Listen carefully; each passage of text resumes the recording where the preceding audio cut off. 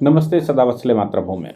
हम लोग supreme court के एक ऐसे केस की चर्चा करने जा रहे हैं जिसमें ऑनरेबल सुप्रीम कोर्ट ने आज जो जुगाड़ू अधिकारी हैं, जो ट्रांसफ़र पोस्टिंग पर खूब काम करते हैं, कैडर बदलने पर काम करते हैं, जुगाड़ लगाकर इधर से उधर अच्छी पोस्टिंग पर चले जाते हैं, मतलब अच्छे कैडर में चले जाते हैं या सुविधाजनक कैडर में चले जाते हैं, क्योंकि उनके पास अप्रोच होती है, कोई नेता उनके साथ है, कोई सेक्रेटरी उनके साथ है, कोई सरकार उनके साथ है, कोई शासन का आदमी उनके साथ है। शासन के किसी आदमी का वो दामाद है, शासन के किसी आदमी का वो भाई है, भतीजा है, या किसी नेताजी का है और अच्छी पोस्टिंग ले लेता है, अच्छा कैडर ले लेता है।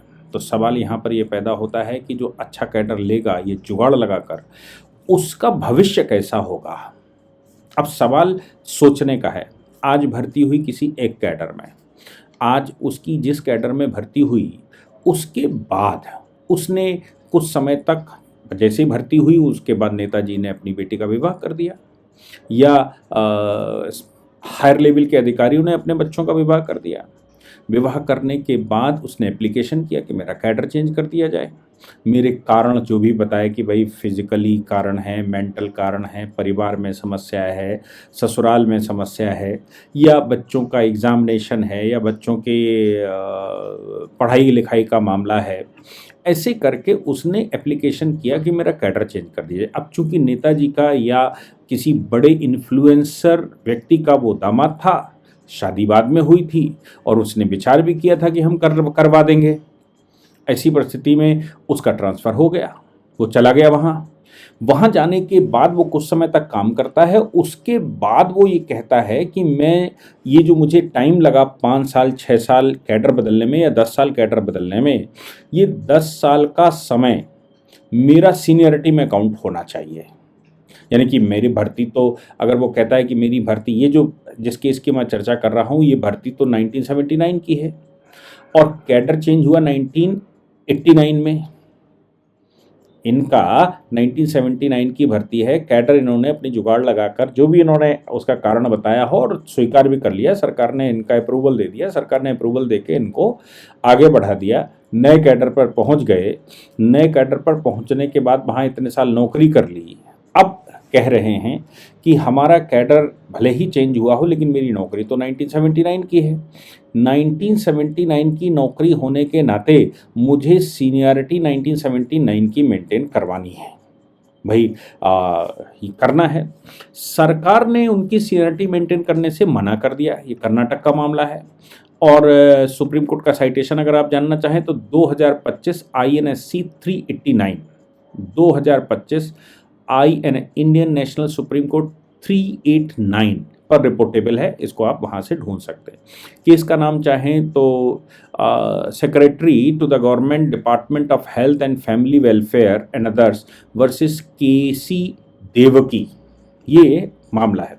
ऑनरेबल जस्टिस नरसिम्हा और ऑनरेबल जस्टिस मनोज मिश्रा की अदालत में ये मामला आया। पीछे से कैसे आया ये भी समझना चाहिए। हुआ ये कि सरकार ने जब इनको सीनियरिटी मेंटेन करने से मना कर दिया और सरकार ने कहा कि हम सीनियरिटी नहीं मान सकते, तुम्हारा जो नया कैडर है 1989 का, 1989 से हम फ्रेश काउंट आपको करेंगे, फ्रेश भर्ती आपकी मानते हैं और हम आपको उसके अनुसार सीनियरिटी देंगे। ये कैट के पास चली गई। कैट के पास जब गई तो कैट ने ये कहा, कैट मतलब सेंट्रल एडमिनिस्ट्रेटिव ट्रिब्यूनल, तो कैट ने ये कहा बात तो सही है, 1979 की भर्ती हुई है, 1979 की भर्ती की वजह से इनका जो सीनियरिटी है वो 1979 सरकारी कर्मचारी हो गई थी, इसलिए वहाँ से काउंट किया जाए। सरकार उसको लेकर हाई कोर्ट चली गई।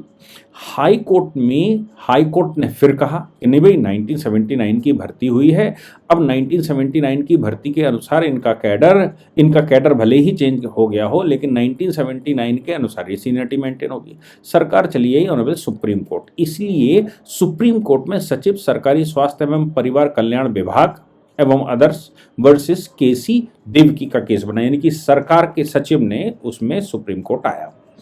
अब सुप्रीम कोर्ट के सामने ये बात आती है कि कोई इस तरह से जुगाड़ लगाकर या कोशिश करके अपना कैडर कुछ अच्छी जगह, खराब जगह, जो भी उसके अनुसार, उसकी सुविधा के अनुसार चेंज करवा लेता है, तो क्या सीनियरिटी पुराने कैडर से मेंटेन होगी या नए भर्ती मानी जाएगी। सुप्रीम कोर्ट ने कहा देखिए कैडर चेंज, अच्छा ये कोई नई बात नहीं है, कैडर तो चेंज होता ही है। जैसे कोई पीसीएस अधिकारी नियुक्त हुआ, अब पीसीएस से आईएएस जाता है, तो यूपीएससी उसकी सीनियरिटी, उसके पर्क, उसकी डायरी, उसका करेक्टर सब देखकर यूपीएससी ये तय करता है कि इसको आईएएस घोषित करना है, क्योंकि उसको काम लेना है। तो कैडर चेंज तब की बात जब सरकार ये या प्रशासन को लगता है कि फलाने कैडर में हमें देश हित के लिए या राष्ट्र हित के लिए या लोक हित के लिए व्यक्ति की आवश्यकता है, और ये फला कैडर में पड़ा हुआ व्यक्ति है, हम उसको इस कैडर में ट्रांसफर कर लेते हैं। वो रिकमेंडेशन करता है और रिकमेंडेशन करके अपनी एक रिपोर्ट लगाता है, रिपोर्ट लगाकर रिकमेंड करता है, रिकमेंड करके उन श्रीमान जी को उस नए कैडर में अपॉइंट कर देता है। वो अच्छा है या खराब है वो उसकी किस्मत है जो वहां पर गया। कुल मिलाकर हम तो कर्मचारी हैं, हम तो नौकर हैं, हम सरकारी नौकर हैं, तो आप जहां चाहो वहां हमसे काम करवाओ। मैं तो राष्ट्र के लिए समर्पित हूं, काम करने आया हूं। तो आप अच्छे कैडर में भेजो, पुराने कैडर में भेजो, नए कैडर में भेजो, पुराना जॉब करो, ट्रांसफर करो, पोस्टिंग करो, आप मुझे तनख्वाह देंगे, हम आपका काम करेंगे। एक तो भाव ये है। इसमें यह भी भाव है कि भाई मैं तो राष्ट्र सेवा के लिए आया हूं, मुझे फर्क ही नहीं पड़ता कि आप कहां मेरी पोस्टिंग करते हो, क्या काम करवाते हो, इसलिए मैंने तो काम करना है। अब आपने पोस्टिंग करी है, आपने कैडर चेंज किया है, आप जानो आपका काम जाने, आपने क्यों किया। एक तो ये बात आती है। दूसरी बात ये आती है कि मैं अपॉइंट हो गया और अपॉइंट होने के बाद अब मुझे अच्छी पोस्टिंग चाहिए, अच्छा कैडर चाहिए। और जैसा मैंने कहा, नेताजी, बड़े सेक्रेटरी या कुछ बड़े अधिकारियों के संपर्क में था, जुगाड़ू लोगों के संपर्क में था, कोई इन्फ्लुएंसर के दामाद हो गया था, भाई था, भतीजा था, सोचा था अभी सिलेक्शन हो जाएगा, फिर इसको घुमाकर वहां पहुंचा देंगे, ये तो मेरी जिम्मेदारी है, अभी इसमें चिपक जाओ केवल। वो चिपकने के बाद वो एप्लीकेशन करवाता है, एप्लीकेशन करवाकर कुछ कारण बताता है, कहता है कि स्वास्थ्य, मेंटल स्थिति या कोई कारण, ये कारण है इसलिए मुझे वहां पोस्टिंग दे दी जाए, और जुगाड़ लगाकर हो भी जाता है। तो ये पोस्टिंग में और वो पोस्टिंग में, इस कैडर में और पहले वाले कैडर में क्या फर्क है। ऑनरेबल सुप्रीम कोर्ट ने कहा देखिए, जो कि कहा जा रहा है, न्यायालय ने माना कि श्री के सीतारमल्लू के जजमेंट पर जो भरोसा उच्च न्यायालय ने किया है, यह कहते हुए कि यह सही ढंग से निर्णय नहीं लिया गया था, इसके बजाय इसमें M.K. जगदीश बनाम रजिस्ट्रार जनरल कर्नाटका उच्च न्यायालय 2007 के फैसले को मंजूरी दी जानी चाहिए। यानी कि आप जो आधार लिया है के सीतारमल्लू के जजमेंट का कि भाई कैडर पीछे से काउंट होगा, उन्होंने कहा नहीं, ये मामला थोड़ा भिन्न है, वो यहाँ पर लागू नहीं होता है। M.K. जगदीश का मामला लेना चाहिए, और M.K. जगदीश के मामले को ध्यान में रखते हुए उन्होंने कहा जिस पर उच्च न्यायालय वर्तमान मामले में विचार करने में विफल रहा है।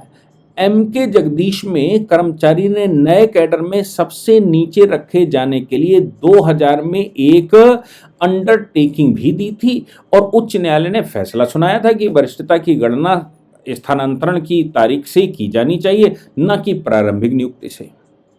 देखिए, जजमेंट में सुप्रीम हाई कोर्ट ने कहा था। अब सुप्रीम कोर्ट ये कह रहा है कि उस जजमेंट में मैं उसको मान्यता देता हूं, क्योंकि तुम्हारी इच्छा से अगर कैडर चेंज हुआ है, तुम्हारी जुगाड़ से कैडर, मतलब इनकी जुगाड़ से कैडर चेंज हुआ है, और ये जो मैंने कहा कि इन परिस्थितियों में कि चिपक जाओ, फिर वहां हम पोस्टिंग करवा लेंगे, अच्छी पोस्टिंग दे देंगे, अच्छी कैडर में ट्रांसफर कर देंगे और अच्छा बढ़िया कर देंगे, वो मामले में सुप्रीम कोर्ट ने कहा कि चूंकि तुम्हारी इच्छा से वहां पर पोस्टिंग हो रही है, इसलिए वो कैडर पुराना मेंटेन नहीं किया जा सकता। जहां पर आप गए हैं, जहां से आपने शुरुआत की है, वहां से नई शुरुआत होगी और लोअर, और आपको प्रारंभिक रूप से माना जाएगा कि यहां पर आपने ज्वाइनिंग की है।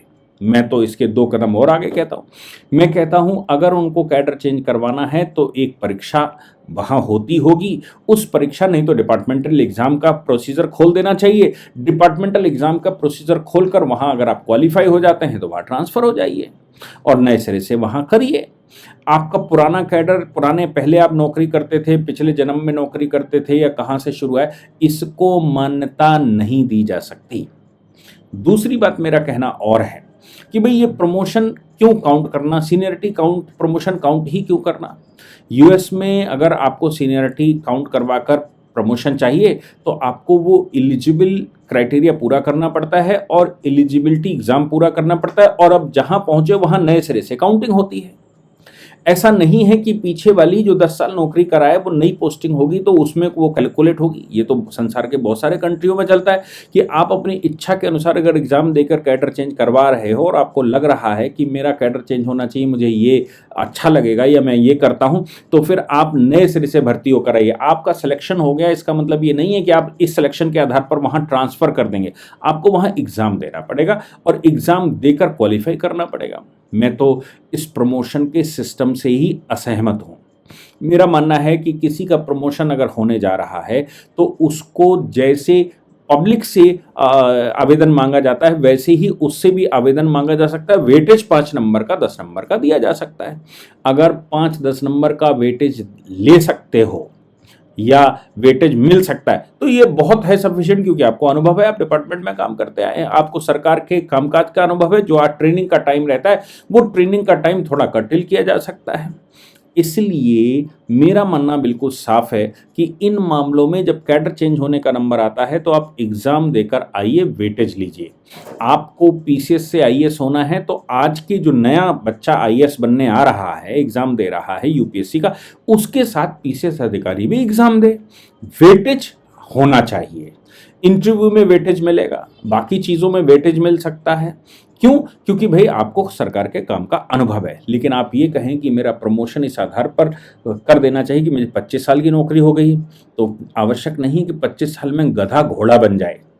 25 साल बाद भी गधा गधा ही रह सकता है। बहुत कम लोग होते हैं जो इम्प्रूव कर सकते हैं। इसलिए 25 साल की वजह से घोड़ा बन जाएगा, ये कोई हीरा नहीं है जो कोयले में फंसा फंसा अरबों सालों तक फंसा रहेगा तो हीरा बन जाएगा। ये हीरे की का सिस्टम नहीं भैया। यहाँ तो सरकार का काम करना है या कर्मचारी आपको घोषित होना है, इसलिए आप नए सिरे से आइए।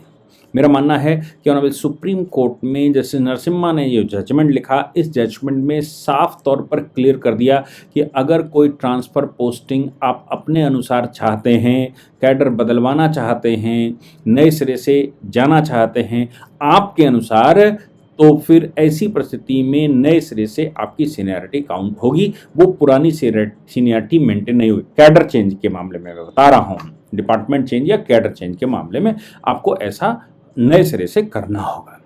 मेरा दूसरा मानना एक और है।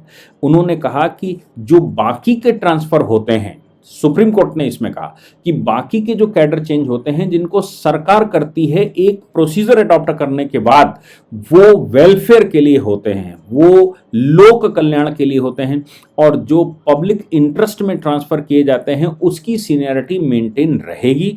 लेकिन जो आपके इंटरेस्ट में ट्रांसफ़र किया जाता है उसकी सीनियरिटी मेंटेन नहीं होगी। आप नए सिरे से नए कर्मचारी उस डिपार्टमेंट में काउंट होंगे और उसके अनुसार ही आपके मामलों में निर्णय भी होगा। मेरा मानना साफ है। सुप्रीम कोर्ट का एक वेल डिफाइंड जजमेंट है, पुराने जजमेंटों का उन्होंने हवाला भी दिया है, इसलिए इसका पालन अच्छे से होना चाहिए। इसको सरकारी नीति में भी शामिल करना चाहिए ताकि ये दोबारा इस तरह के कन्फ्यूज़न ना हो। उस पर जो पब्लिक पॉलिसी रहती है या सरकार का जो नियम रहते हैं, ऑर्डर रहते हैं, उसमें इसका एक नोटिफिकेशन जाना चाहिए। जय हिंद, जय भारत, वंदे मातरम।